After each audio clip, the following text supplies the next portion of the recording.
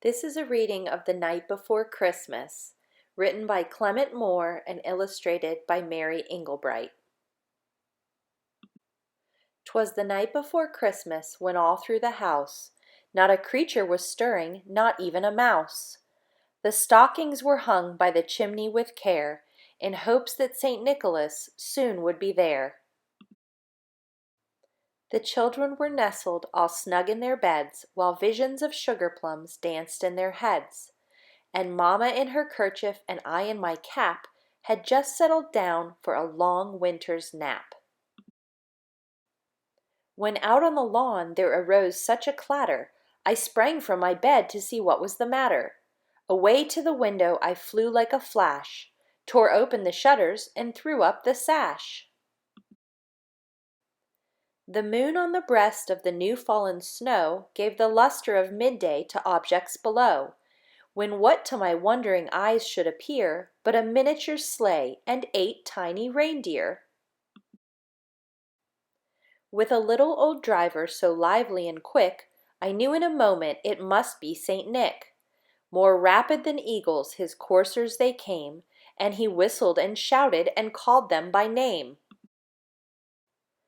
Now Dasher, now Dancer, now Prancer and Vixen, on Comet, on Cupid, on Donner and Blitzen. To the top of the porch, to the top of the wall, now dash away, dash away, dash away all. As dry leaves that before the wild hurricane fly, when they meet with an obstacle mount to the sky, so up to the housetop the coursers they flew, with the sleigh full of toys and St. Nicholas too. And then in a twinkling I heard on the roof the prancing and pawing of each little hoof. As I drew in my head and was turning around, down the chimney St. Nicholas came with a bound. He was dressed all in fur from his head to his foot, and his clothes were all tarnished with ashes and soot. A bundle of toys he had flung on his back, and he looked like a peddler opening his pack. His eyes how they twinkled, his dimples how merry, his cheeks were like roses, his nose like a cherry. His droll little mouth was drawn up like a bow, and the beard of his chin was as white as the snow. The stump of a pipe he held tight in his teeth, and the smoke it encircled his head like a wreath. He had a broad face and a little round belly that shook when he laughed like a bowl full of jelly. He was chubby and plump, a right jolly old elf, and I laughed when I saw him in spite of myself. A wink of his eye and a twist of his head soon gave me to know I had nothing to dread.